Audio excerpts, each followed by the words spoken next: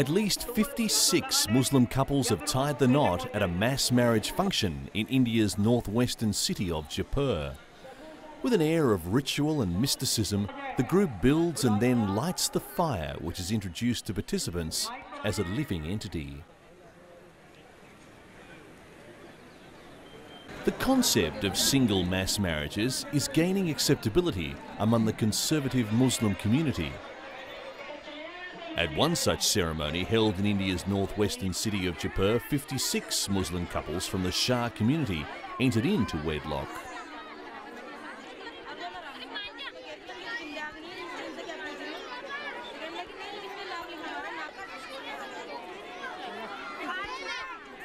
Group marriages are becoming very popular, especially among the economically backward sections of Indian society, as it eases a huge financial burden.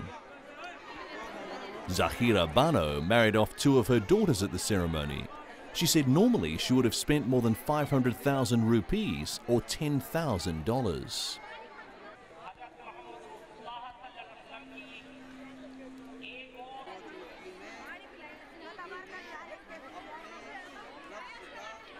Shaman Shah, the organiser of the event, said that with the economies of scale working in their favour, they are able to keep costs down to as little as 100,000 rupees or $2,083 per couple.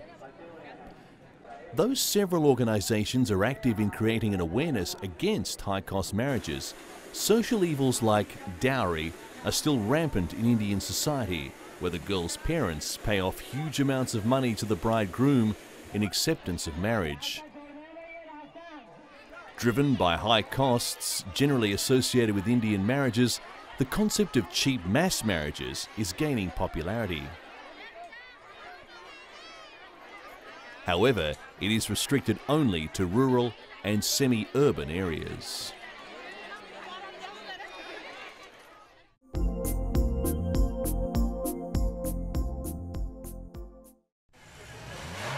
The Russian passion for speed and fast cars has led to a new craze of street racing throughout the country's major cities. So popular are the races that police forces in some cities seem to have taken a hands-off policy to the illegal gatherings. Burnt rubber, sharp turns and clouds of smoke marking your entry seems to be half the competition. These are the street races of St. Petersburg, Russia's largest city.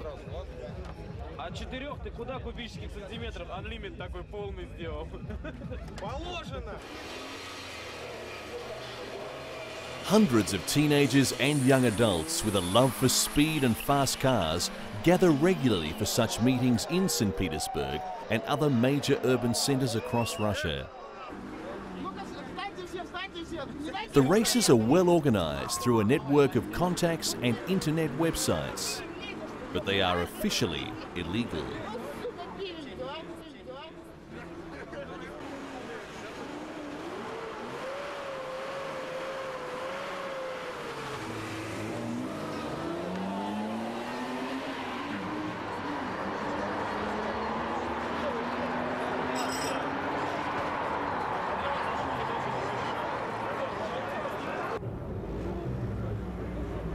The racers and their fans and curious onlookers drive up at a certain time and a certain place on weekend nights, where a race organizer tells them where and when to gather for the races.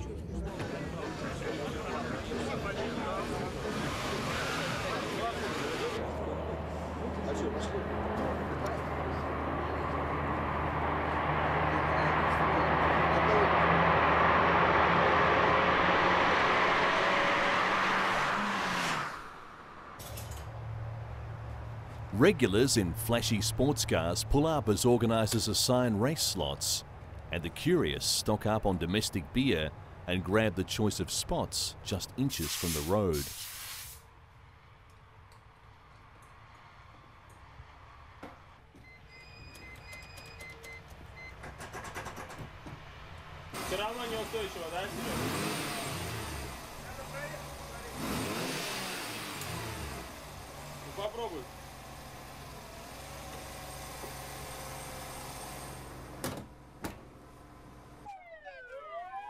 In St. Petersburg, the cars race at speeds of up to 200 kilometers per hour down the urban highways and alongside tram routes in an industrial region on the outskirts of St. Petersburg.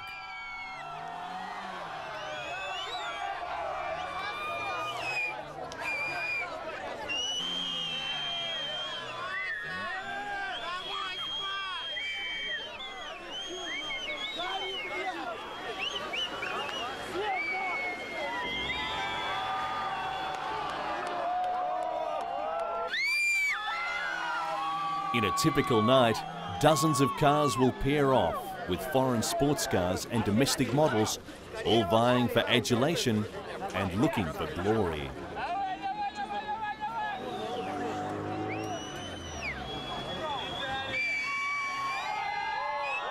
The St. Petersburg race organiser who roars down the local streets under the nom de guerre of tank says the heady mix of Russian passions, local cars and the superior foreign vehicles is what makes Russian street racing unique.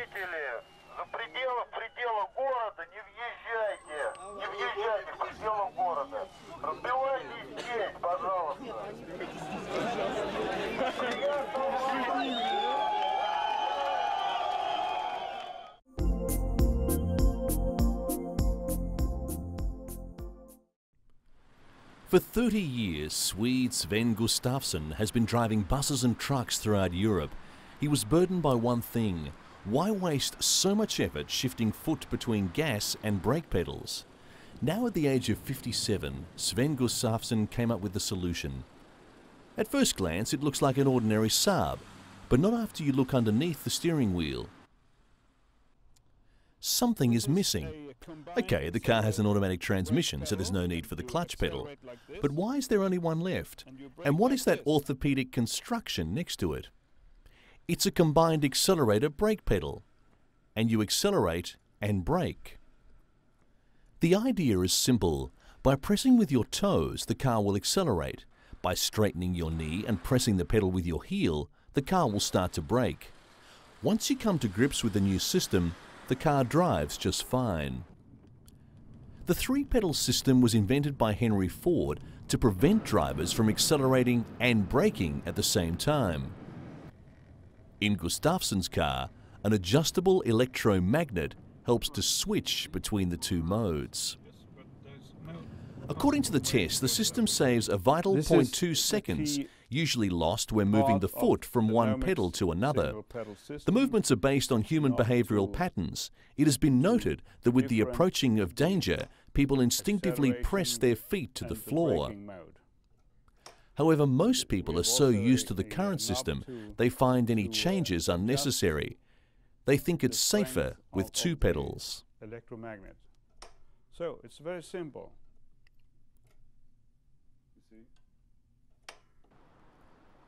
Both Volvo and Saab have tested the one-pedal system, but do not plan its commercial implementation so far.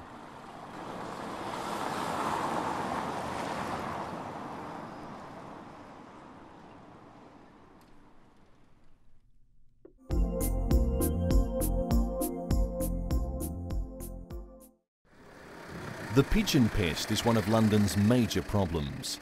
Now authorities have gone back to greener solutions to keep pigeons in check. Hawks. One such hawk, Nelson, is being released every week on the roof of the Treasury Department to patrol the area. It's 8 a.m. and falconer David Van Vick arrives for his weekly job at the Treasury in London. His co-worker, well, the one who actually does all the work, is 9-year-old Harris Hawk Nelson. Nelson comes here as often as possible to scare off pigeons who dirty the roof of the building. It's a solution officials say is not only cost-effective, but also green. Millions of pigeons in London are disease-ridden and have no respect for statues and historic buildings. It costs thousands of pounds every year to clean up after them, and many say the alternative to hawks would be to shoot pigeons or poison them, neither of which are acceptable these days. Some animal rights activists have complained the hawks often kill their prey rather than simply scare them away, but falconers say a predatory bird couldn't kill more than a bird a day. David Van Vick, whose company supplies Nelson, says the idea is not to kill the pigeons, but to change their habits. Several falconers are competing for business in the capital. One area prime for business is Trafalgar Square.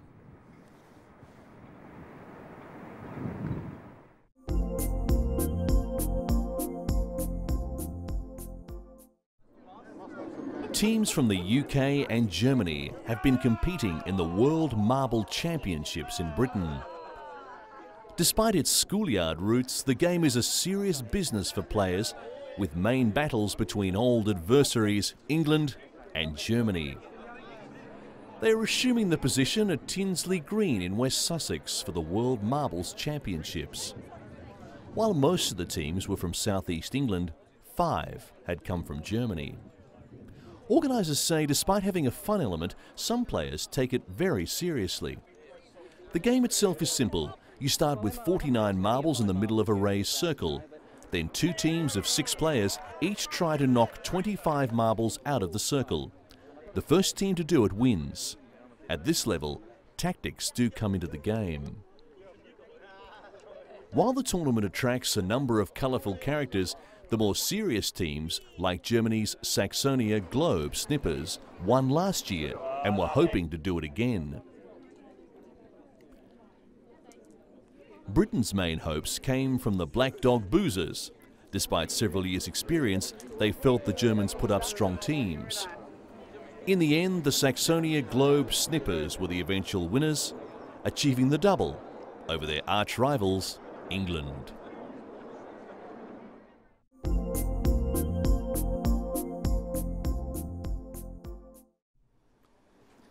The Art of Chess exhibition in London marks the inspiration the game has given artists.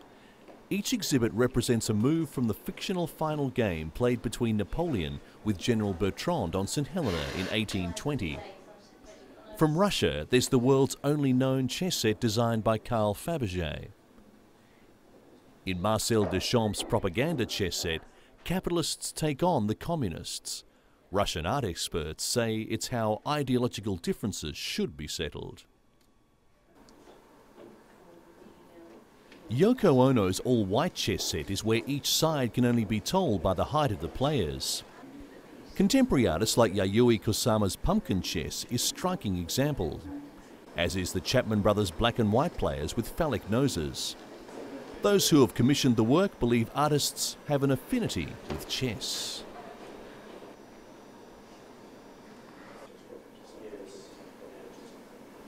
Others take a more offbeat look at the game, including Damien Hirst's mental escapology in cast glass and silver. Maurizio Catalan takes the good versus evil theme, pitting superheroes against villains.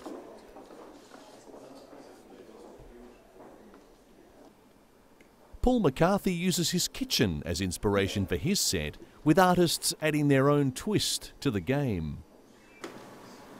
The exhibition highlights artists' affinity towards chess and how they interpret the influences of the world into their version of the genre.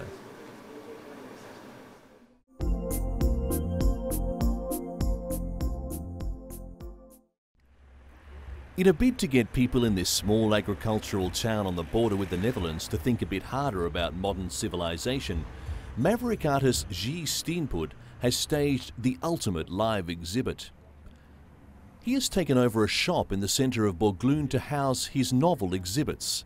2 cows in a shop window. Tucked up warmly in a bed of straw, chewing their cud, they stare out contentedly at the humans who walk past and don't often understand what they are seeing.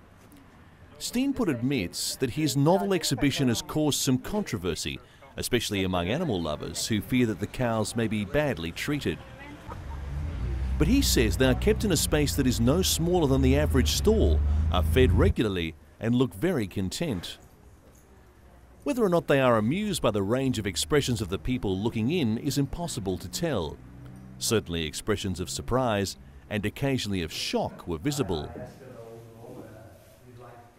The bovine exhibit has a French title which can be translated as "She gives milk, but nobody gives her pleasure."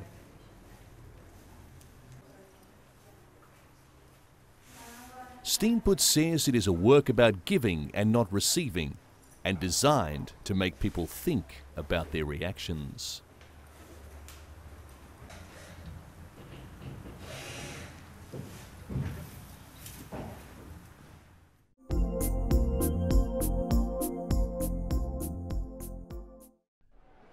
$750,000 flower petals, 70 workers, and several kilograms of fireworks have been deployed on Brussels' medieval Grand Palace as the city staged its traditional midsummer celebration in a square carpeted with flowers.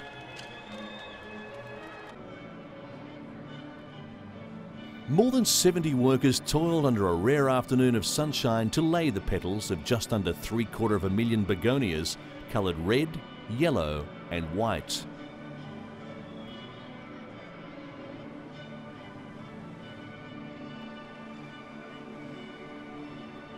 The design, which aims to remind one of the historic gardens at Versailles in France, measures 75 by 24 metres, nearly the size of a soccer pitch.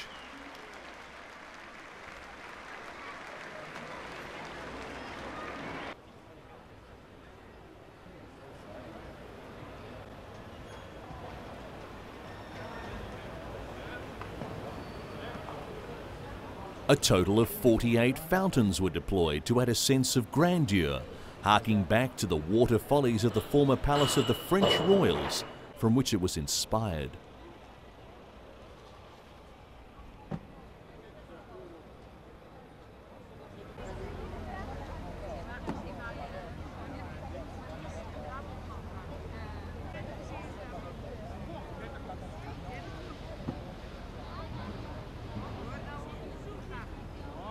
Several thousand people turned out to watch a fireworks display over the design, followed by a Son et Lumière presentation with the music of Handel playing in the background.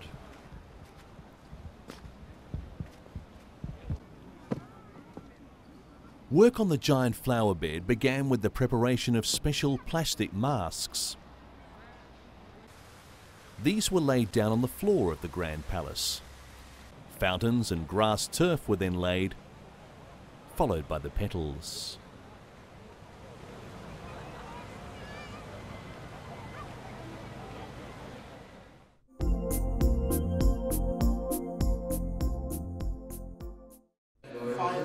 Singapore's latest piano prodigy is impressing mature audiences with his own interpretation of classical music pieces.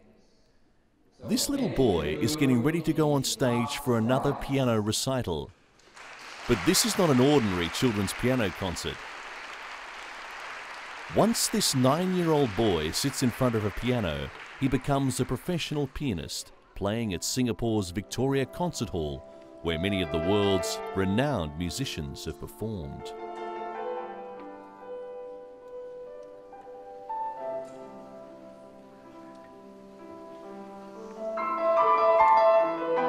Ballade pour Adeline, made famous by Richard Clayderman, is his signature piece, and he mastered the song when he was only 4 years old, solely by listening.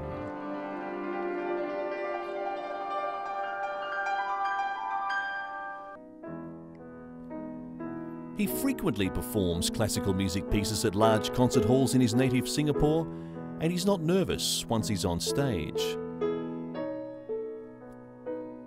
Benjamin recorded a pop solo piano CD when he was only 6 years old. Recently, Benjamin released his second CD, Classical Ivories, a collection of classical music which has become a bestseller at top music stores in his native Singapore.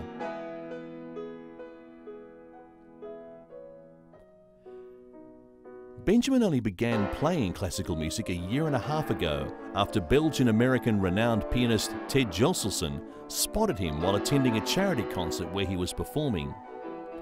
Josselson decided Benjamin was ready to tackle classical music and offered to teach him himself. Josselson now trains gifted children in Singapore after retiring from 26 years of public performances all over the world.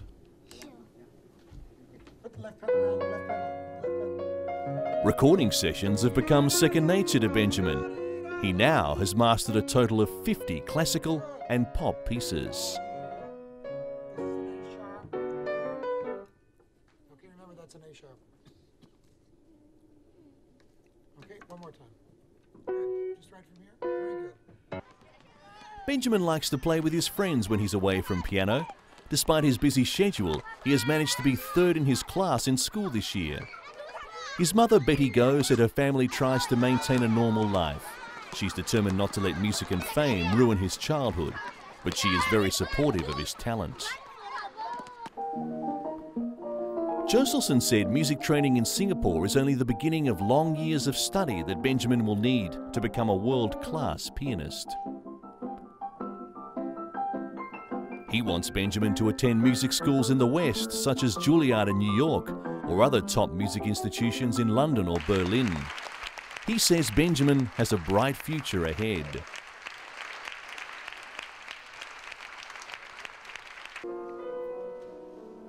Benjamin's family and Joselson are excited about Benjamin's latest achievement.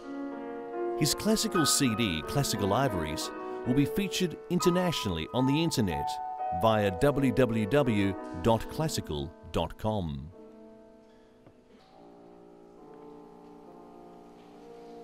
But Benjamin seems rather oblivious to his new fame. He enjoys playing with his friends, just like any other boy his age.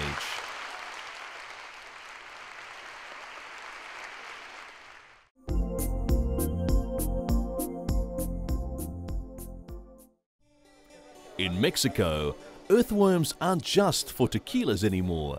Researchers at Mexico's National Polytechnic Institute recently invented a cookie made out of an earthworm-based flour in an effort to create a nutritional snack.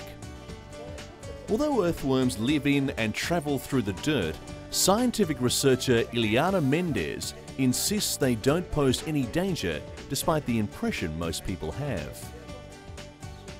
Before grinding the worms into flour, the researchers keep the worms in the laboratory for 15 days, feeding them a diet of fruit and vegetables and washing them routinely. The worms are then killed with a saline solution, dried by sunlight, ground into flour, and mixed with flour to make the cookies.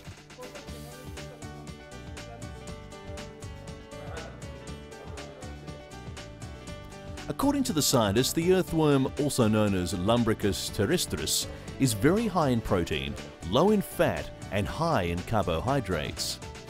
Eaten by birds in nature, they have also been used as poultry feed by scientists. Researcher Jose Corral said the animal's nutritional value initially caught their attention as a possible source for human food. According to the scientists, it takes about 200 worms to make 450 grams of cookies, which makes the chocolate cookies very high in protein. Researchers said they are also experimenting with making an anti-wrinkle cream out of earthworms.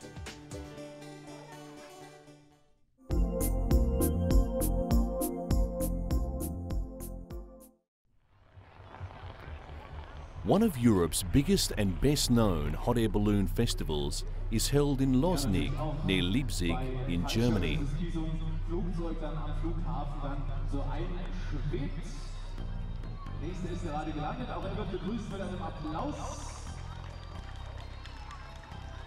The three-day event saw over 100 participants from Germany, Denmark, the Netherlands, Belgium, Britain, Switzerland, and nearby Poland.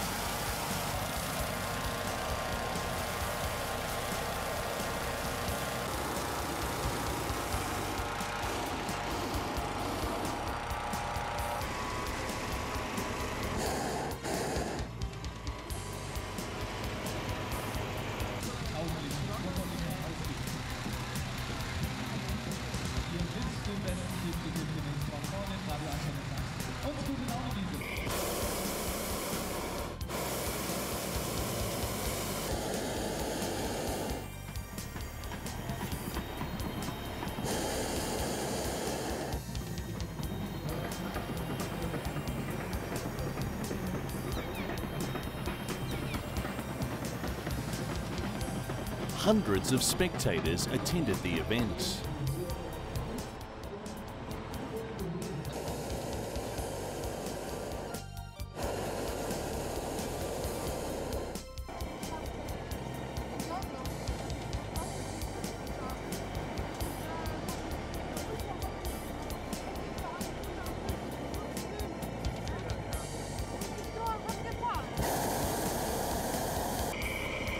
One of the participants is Agnieszka Gorna, a hot air balloon pilot who has turned her hobby into a job.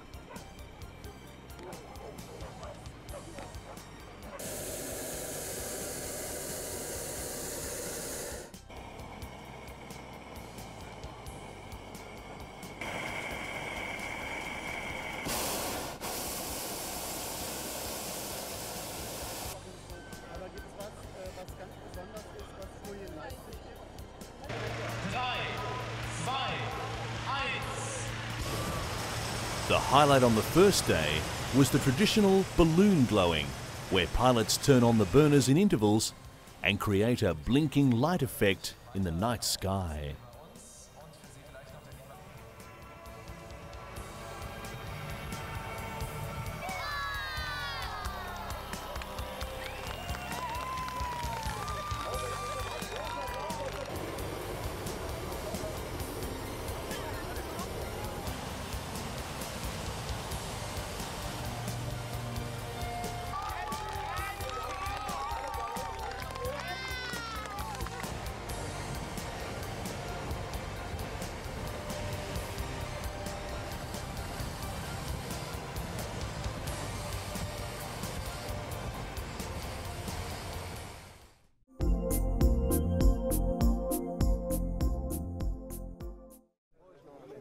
Buzkasi season in Afghanistan, a wild and violent game where two opposing teams on horseback compete for the carcass of an animal.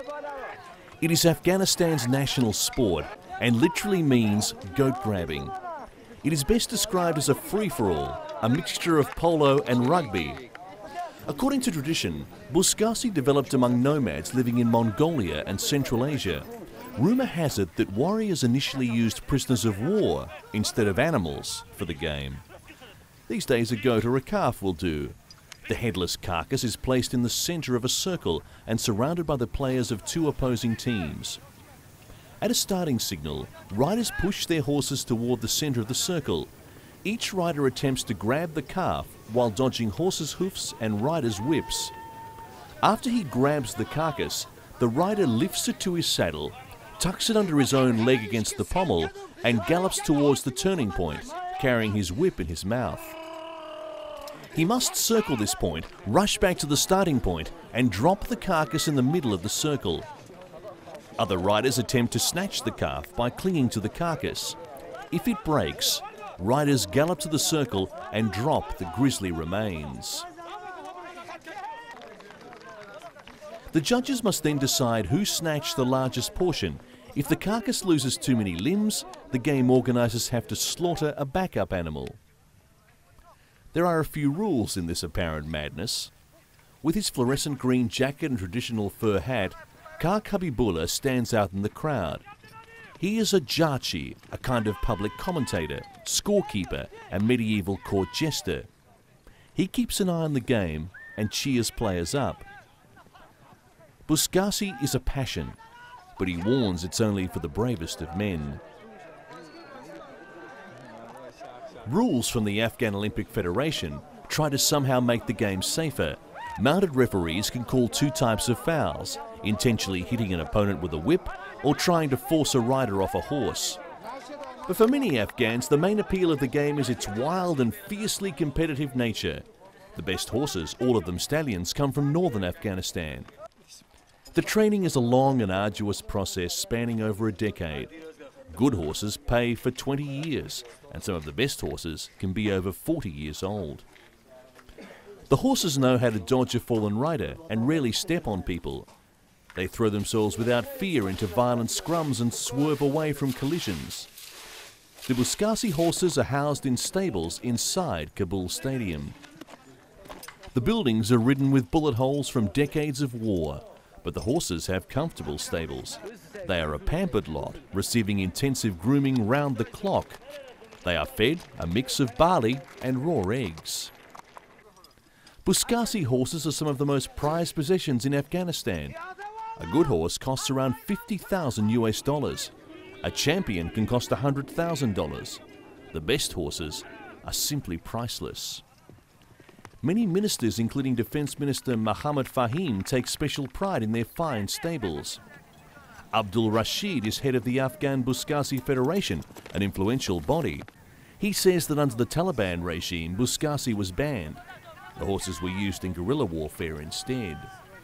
An old Afghan saying stands, "Better a bad rider on a good horse than a good rider on a bad horse. When both are good, a champion is born." The best Buzkashi teams come from northern Afghanistan.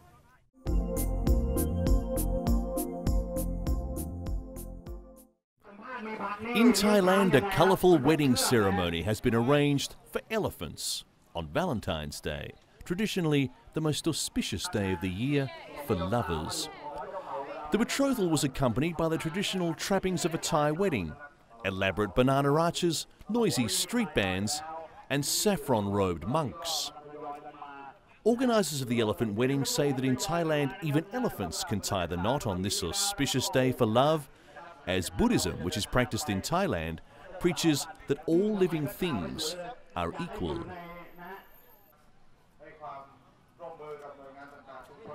There is also a practical point to the colourful event, since its organisers are seeking to promote the government policy of breeding a dwindling elephant population.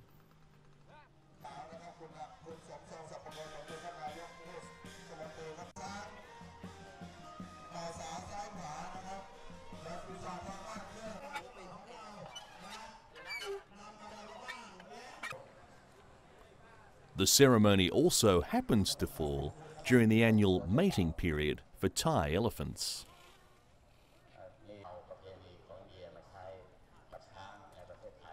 The Asian elephant population has fallen sharply in recent years following the destruction of its habitat and poaching in the wild.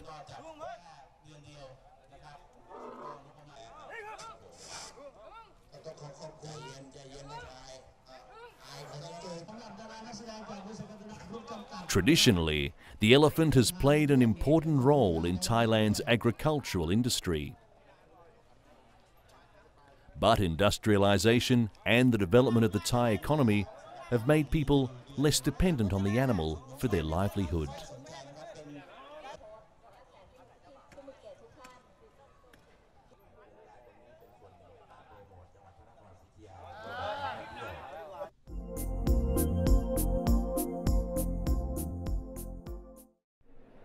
An umbrella holder, a ball retrieving device for tennis rackets, and an electronic parking meter operated by a smart card are among 1,000 novelties on display at the International Exhibition of Inventions, one of the world's largest.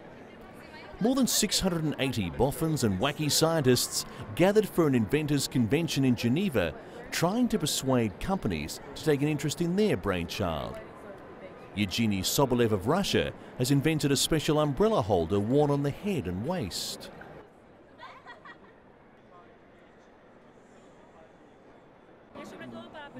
One of the highlights is a device for retrieval of tennis balls, which eliminates the need to bend down to pick them up.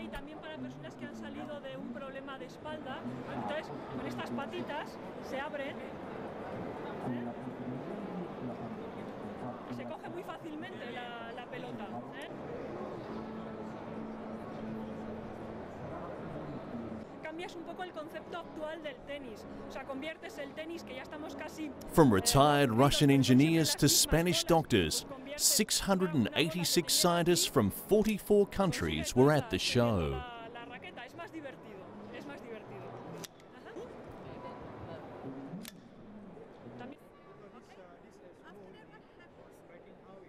Other catchy ideas include an electronic parking meter operated by a smart card, in which you pay the exact amount of time you parked.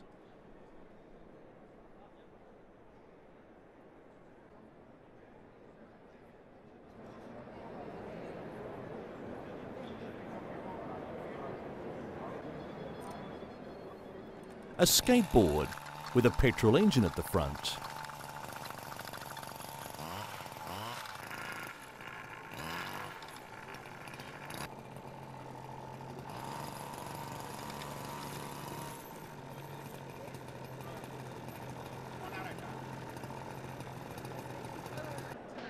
A dog toilet that can be put anywhere on the pavement, preferably near drains.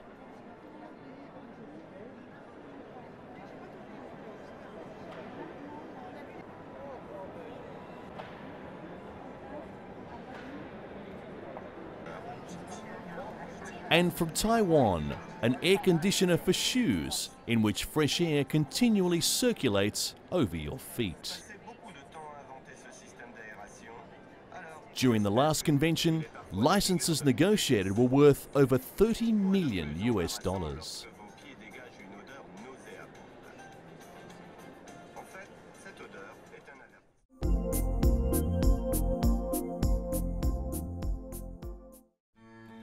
Australian researchers have begun testing one of the world's most ancient remedies in a bid to prove once and for all whether it's a miracle cure or just quackery. Emu oil was first used by Australia's Aborigines as a tribal medicine and is still used worldwide hundreds of years later. But there's no scientific proof that it actually works. The Australian emu. We could be staring in the face of one of the most natural and most ancient medicines. It was first used by Australian Aborigines to heal wounds. Today, it's used to treat ailments such as rheumatoid arthritis and has been hailed as an aphrodisiac, even a miracle cure for cancer and for aging.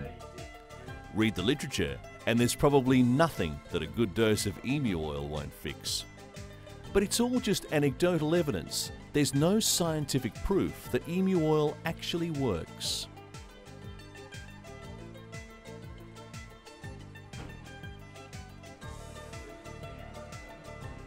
A team of researchers at Australia's Adelaide Women's and Children's Hospital has been studying emu oil in a bid to determine once and for all whether it's all it's cracked up to be.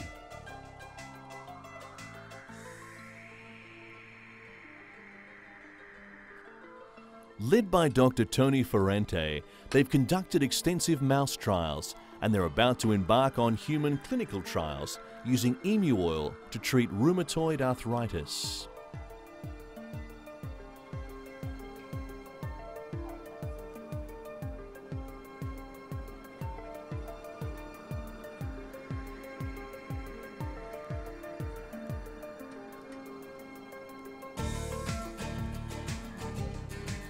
But knowing that it does work is only half the battle. Researchers need to identify exactly what the mystery component is that makes emu oil effective in relieving inflammation.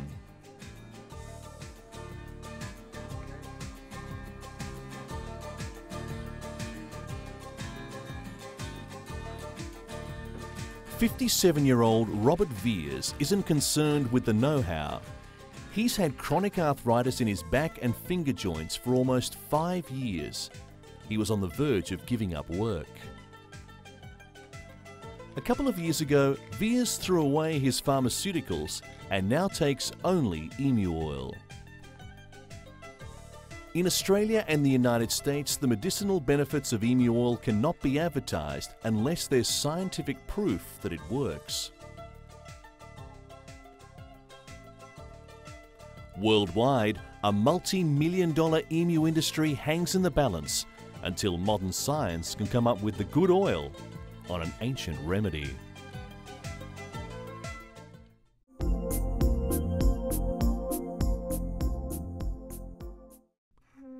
Did you know that King Harold had a girl's name on his chest and Churchill's mother had a snake on her wrist? The Maori believe that tattooing has mythical origins.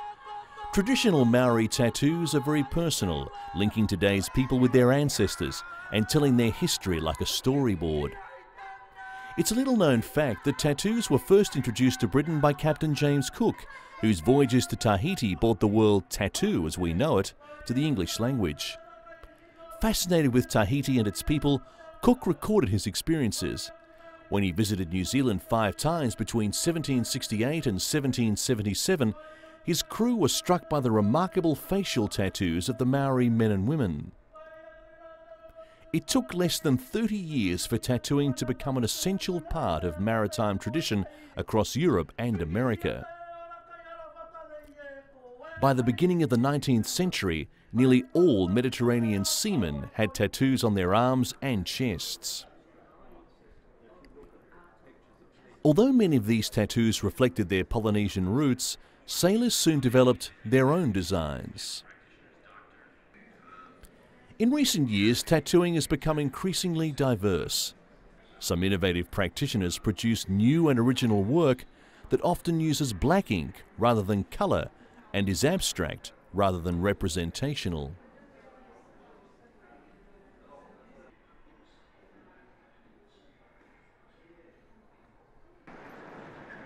Modern interest in tattooing has ensured that it has greater public visibility than ever before.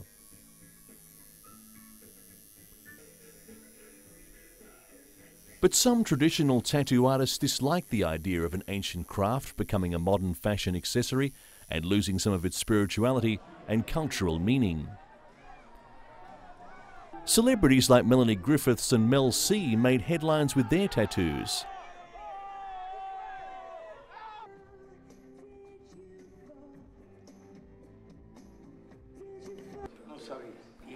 And even Maradona tattooed his arm with Che Guevara and Fidel Castro.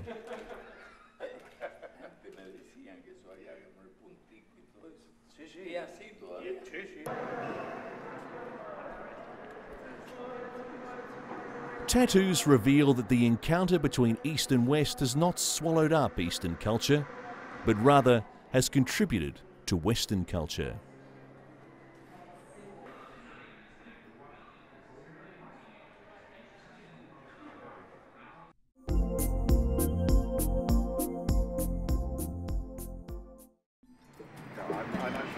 This is London's first Iron Age roundhouse in more than 2,000 years.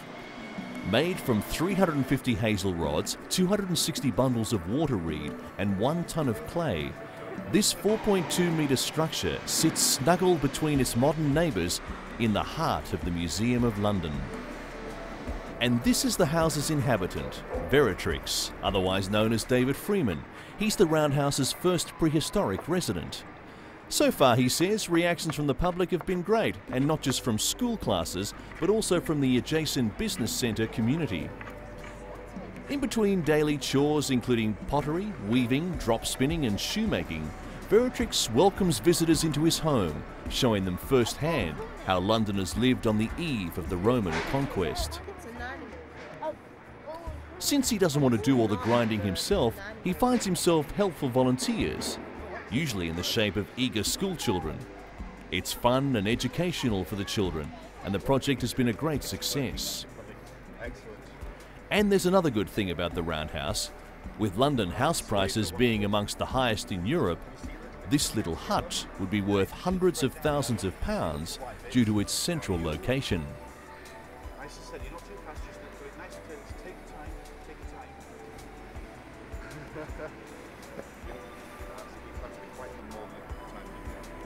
Of course, there's one drawback. They certainly didn't have plane or machinery noises back in the Iron Age, and poor old Veratrix has to get used to those signs of modern times. And once all the visitors have left, Veratrix has got a little time to himself.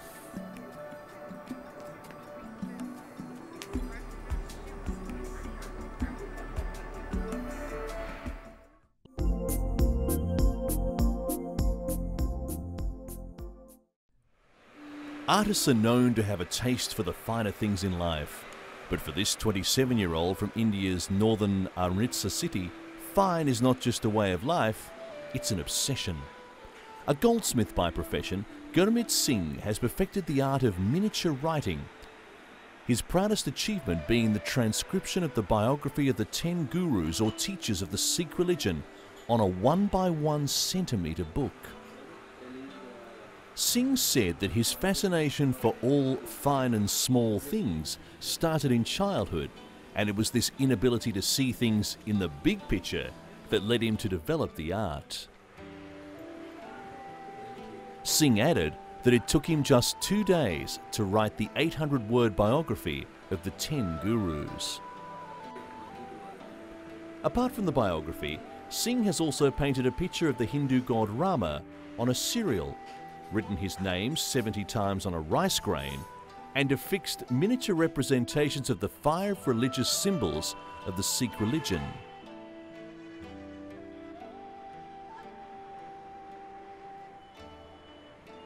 Singh now wants to take his art a step forward.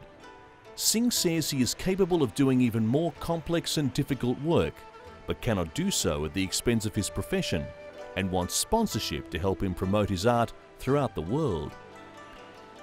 Even though Singh's dreams have not yet found any takers, at least his art had. Motivated by the beauty of the art form, a 12-year-old boy, Jaswinder Singlada, has accepted Singh as his guru and is now following in his footsteps. Both the guru and the disciple hope to write the Guru Granth Sahib, the holy book also called the living guru of the Sikhs, someday.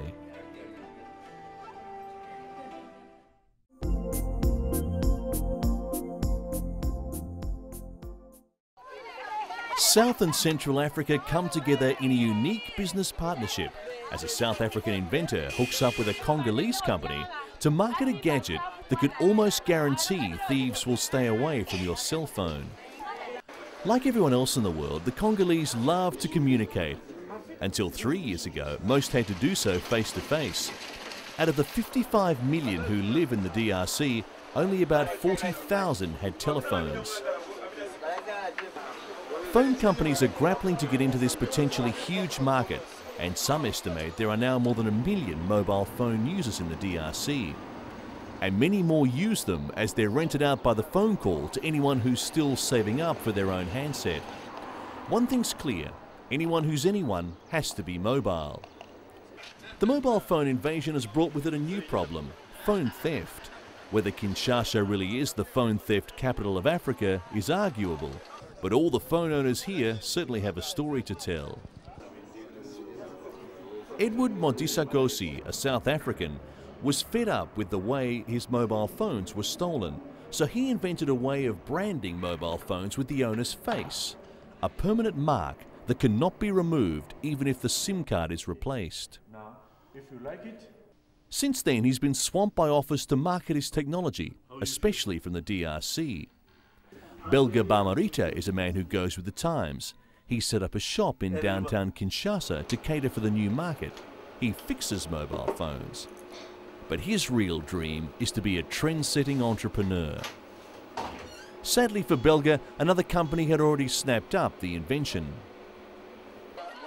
A travel agency might seem like an unlikely choice of partner, but when Edward brought his technology to Kinshasa, he found that they had what it takes.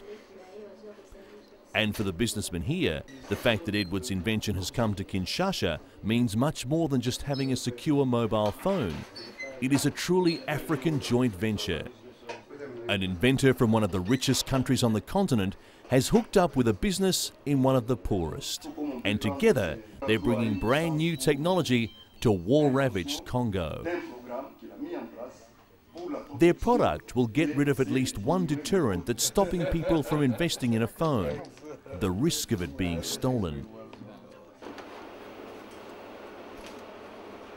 And who knows, it might just play a part in opening up a country spanning 2,000 kilometers by getting its people to talk to each other. Non, mais mon USD, hein. Ça.